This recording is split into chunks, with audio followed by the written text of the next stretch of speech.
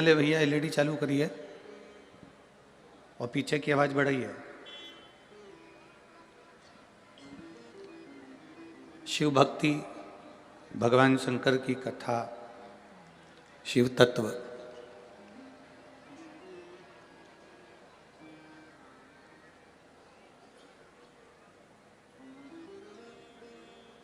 भगवान शिव की कथा ये भगवान को प्राप्त करने का एक साधन है। भगवान की अविरल भक्ति को प्राप्त करने का एक साधन है। एक बड़ा सुंदर संवाद शिव महापुराण की कथा में आता है, आप लोग पहले भी श्रवण किए हैं।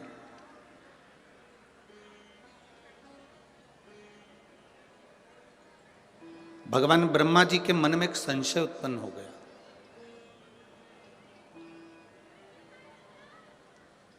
और ब्रह्मा जी के मन में जो संशय उत्पन्न हुआ, ब्रह्मा जी के मन में जो संशय आया, वो संशय ब्रह्मा जी ने भगवान विष्णु से कहा कि प्रभु,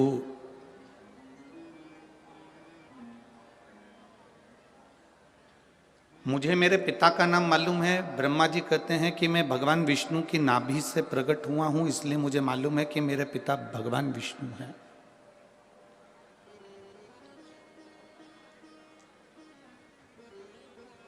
मेरे पिता भगवान विष्णु हैं, ये मैं जानता हूं। ये ब्रह्मा जी कह रहे हैं कि मुझे मेरे पिता का नाम मालूम है कि मेरे पिता भगवान विष्णु हैं, क्योंकि मैं कमल के पुष्प पर नाभि से प्रकट हुआ।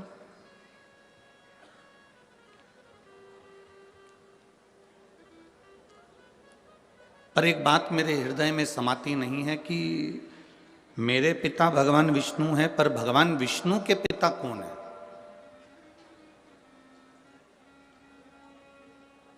भगवान नारायण के पिता का नाम मैं नहीं जानता, मेरे दादाजी का नाम मैं नहीं जानता। भगवान ब्रह्मदेव कह रहे हैं ये बात, भगवान ब्रह्मा जी कह रहे हैं। अब जैसे ब्रह्मा जी ने कहा तो भगवान विष्णु के मुख से निकल गया कि ब्रह्मा जी, आप कह रहे हो कि आप अपने पिता को जानते हो पर अपने दादाजी को नहीं जानते। भगवान विष्णु के पिता कौन है ये आपको नहीं मालूम। तो स्वयं भगवान नारायण ने अपने मुख से कहा कि मेरे पिता देवाधिदेव महादेव है, वो मेरे पिता है। ये भगवान विष्णु कह रहे हैं कि मैं अपने पिता का नाम जानता हूं, मेरे पिता देवाधिदेव महादेव है।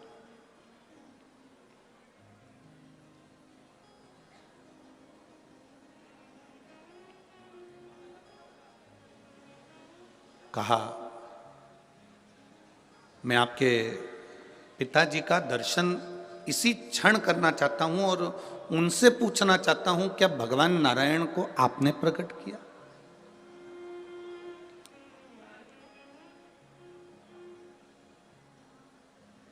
क्या भगवान नारायण को प्रकट करने वाले आप हो? मैं उनसे पूछना चाहता हूं। शिव महापुराण की कथा कहती है कि शिव की कथा और मनुष्य की व्यथा, ये दोनों का अंत कभी नहीं हो सकता, ये निरंतर चलती ही रहती है। कथा भी चलती रहती है और मनुष्य की व्यथा भी चलती रहती है। कथा भी चल रही है और व्यथा भी चल रही। मनुष्य की व्यथा, मनुष्य की समस्याएं, मानव जीवन में जो टेंशन है, हमारे जीवन में जो व्यथाएं हैं, ये कभी समाप्त नहीं होती।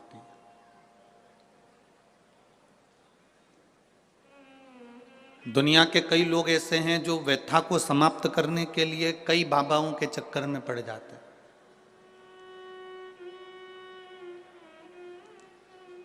ना जाने कितने कितने जगह पर आप लोग पहुंच जाते हो और वहां जाकर कह देते हो कि हमारे जीवन में ये संकट है, इसको टाल दीजिए, हमारे जीवन में ये कष्ट है, इसको मिटा दीजिए। शिव महापुराण की कथा कहती है, हमें किसी आडंबर की ओर, अंधविश्वास की ओर हमें नहीं जाना। ऐसा संसार में कोई नहीं जन्मा जिसके जीवन में दुख नहीं आया।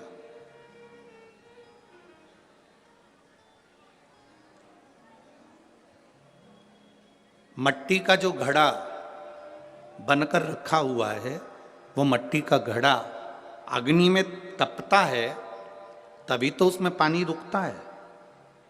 अगर मट्टी के घड़े को अग्नि में नहीं तपाया जाएगा, मट्टी के घड़े को अगर अग्नि में नहीं तपाए, वो घड़े में पानी डालोगे तो घड़ा टूट जाएगा। घड़े में अगर पानी भरना है, मट्टी के घड़े में अगर जल भरना है तो घड़े को तपना पड़ेगा।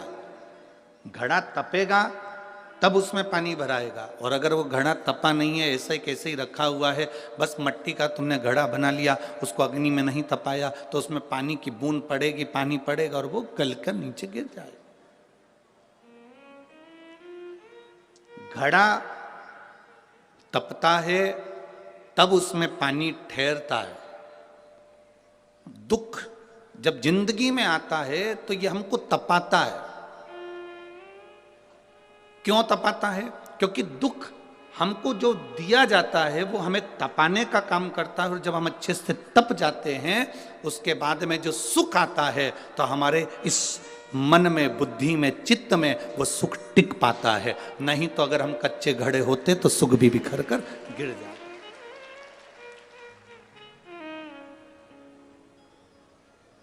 वो सुख भी समाप्त हो जाता। क्या राम जी की जिंदगी में दुख नहीं आया?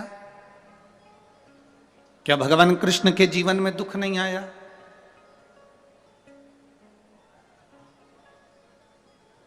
ऐसा कौन मृत्यु लोक में जन्मा, ऐसा संसार सागर में कौन जन्मा जिसके जीवन में दुख नहीं आया? परमात्मा के जीवन में भी दुख सम्मुख में आया।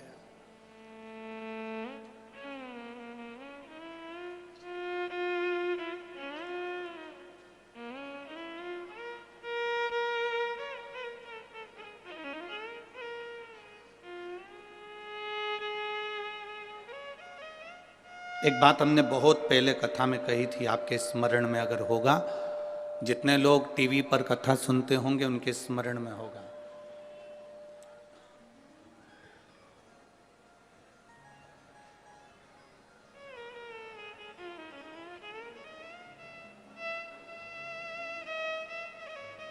कि ऐसा संसार में कोई नहीं जन्मा जिसको अपने कर्म का भोग भोगने को नहीं मिला। जो मृत्यु लोक में जन्मा है उसे अपने कर्म का भोग भोगना ही पड़ता है। बस अंतर इतना है कि सबका पेपर, जैसे परीक्षा हॉल में एग्जाम देते समय सबका पेपर, सबका जो पत्र है, पेपर है, वो अलग अलग होता है। उसी तरह हमारी जिंदगी में भी सबके एग्जाम देने का पत्र, पेपर अलग अलग होता है।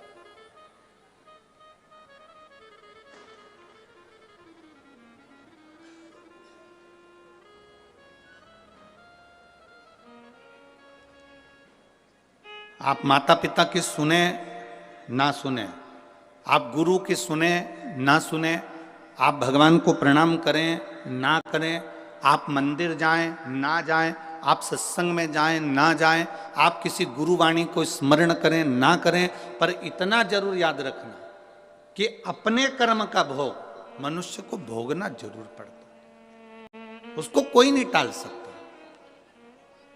अब कोई कह दे कि गुरुजी हमारे जीवन में ये संकट है, हमारे जीवन में ये दुख है और हम बड़े दुखी हैं, तो तुम एक बात का स्मरण करिए, कई लोग तुम्हारे दुख के चक्कर में तुम्हारा फायदा उठाने का प्रयास करेंगे।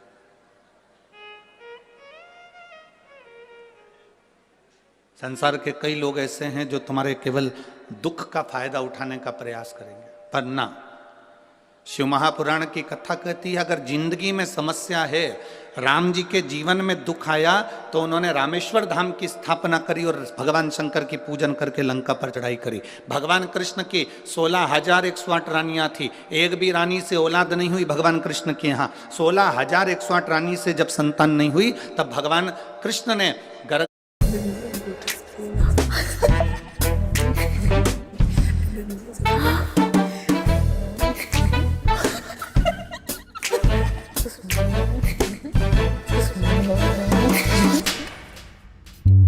दोस्तों 11-11 संतान होगी।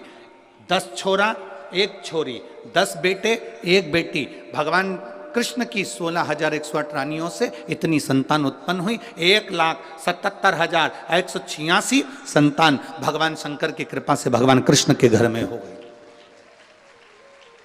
ऐसा कौन है जिसके जीवन में दुख नहीं है?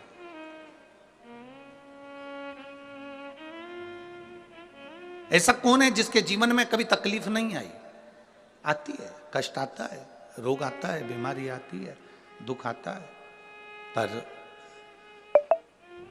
मैंने तेरे ही भरोसे बाबा तेरा बीच उड़ती जावांगी, बाबा डोर हतो छड़ी में कटी जावांगी, भोले मैं तेरी बता शंभू मैं तेरी बता हवा बिच उड़ती जावांगी, बाबा डोर हतो छड़ी में कटी जावांगी।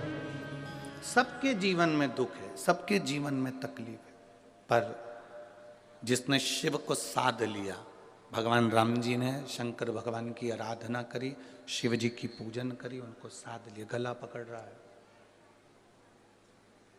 भगवान शिव की आराधना भगवान राम जी ने करी, शिव को साध लिया, तो उनकी जिंदगी सार्थक हो गई। भगवान कृष्ण ने भगवान शिव की आराधना करी, साध लिया, उनका जीवन सुखमय हो गया। एक लोटा जल लेकर मंदिर जाने वाला जब भगवान शिव की भक्ति को साध लेता है, तो दुख उस भक्त का नहीं होता, दुख मेरे भोलेनाथ का हो जाता है। आपका दुख उसका हो गया। एक पत्र है, देखिए।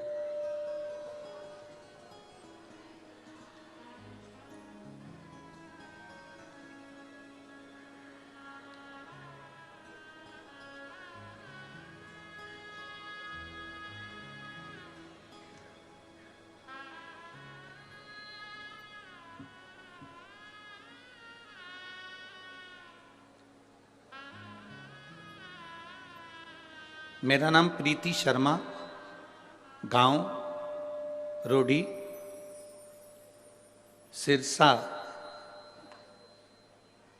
से हूँ। कहीं बैठी हो तो हाथ हिला सकती हैं। अगर कहीं बैठी हो, आप ही हैं? श्री शिवाय नमस्तुभ्यं। लिया बच्चे को।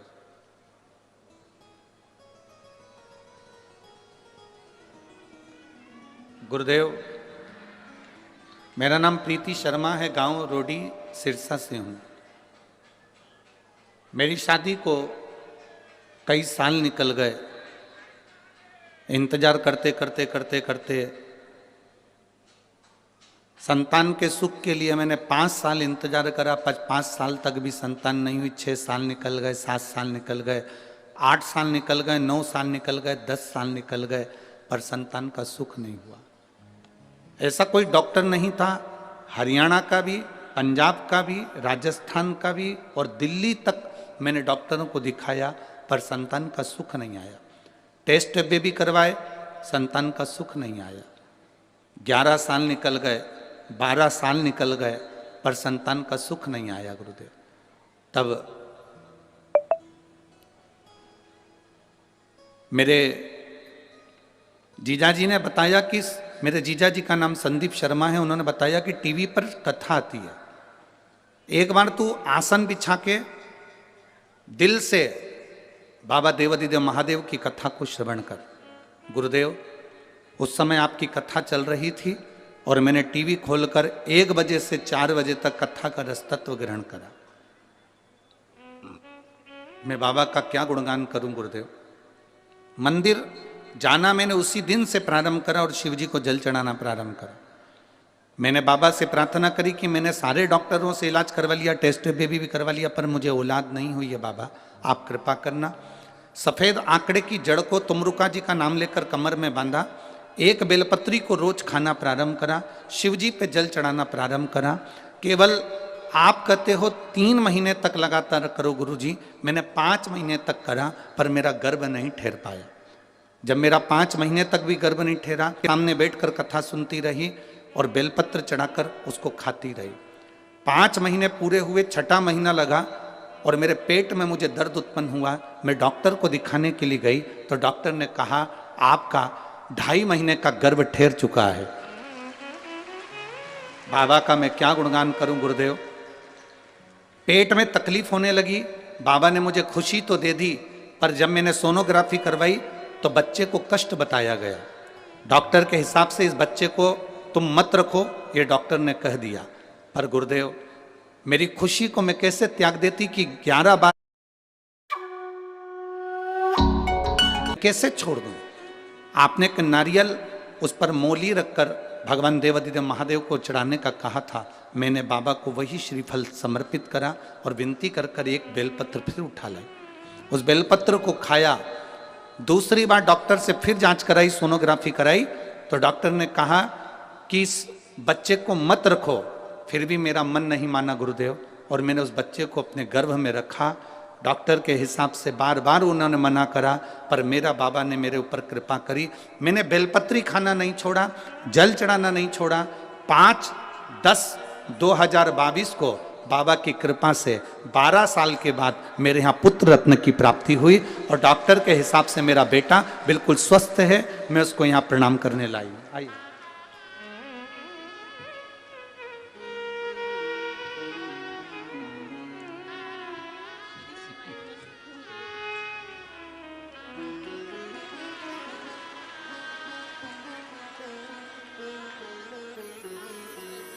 प्रणाम करो।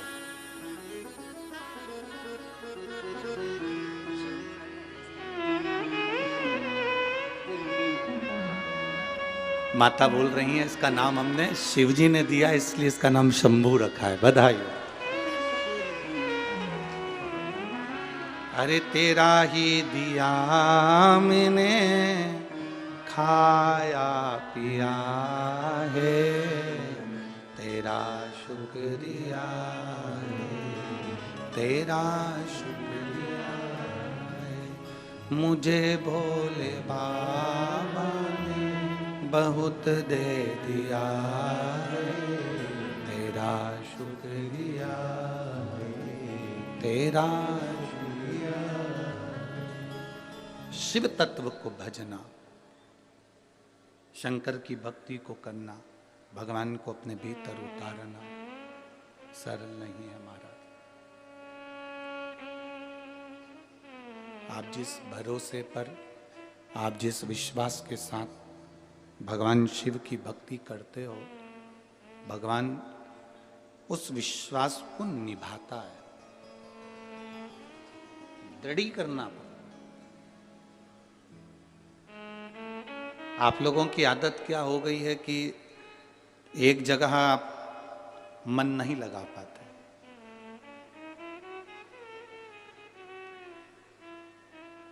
एक गुरुजी ने 2 चेले को भेजा कि मुझे प्यास लगी है, पानी लेकर आ और कुआं खोद के लाना।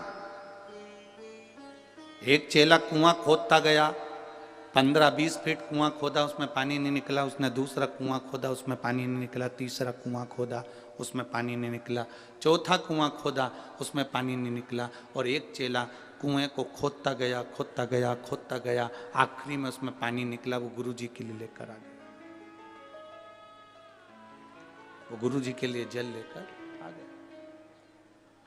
एक चेला 15 फीट यहाँ कुआं खोदा, 20 फीट वहां खोदा, 25 फीट वहां खोदा, 60 फीट वहां खोदा, 100 फीट वहां खोदा, 200 फीट वहां खोदा, 300 फीट वहां खोदा, पानी नहीं निकला। और एक शिष्य ने एक ही जगह पर नीचे तक खोदता गया, खोदता गया, खोदता गया, पानी तो निकलेगा ना। बस आपको भी ये कथा अपने भीतर उतार लेना है। हमारी आदत पड़ गई है, यहाँ से काम नहीं हुआ वहाँ पहुँच, से नहीं हुआ वहां पहुंच गए, वहां से नहीं हुआ वहां पहुंच गए।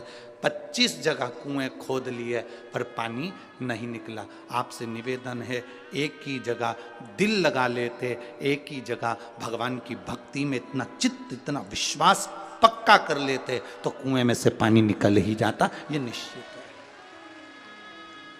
आप भरोसा दृढ़ करो ना, आप विश्वास पक्का करो, आपका दृढ़ता पक्की करो, विश्वास पक्का करिए, भरोसा पक्का करिए।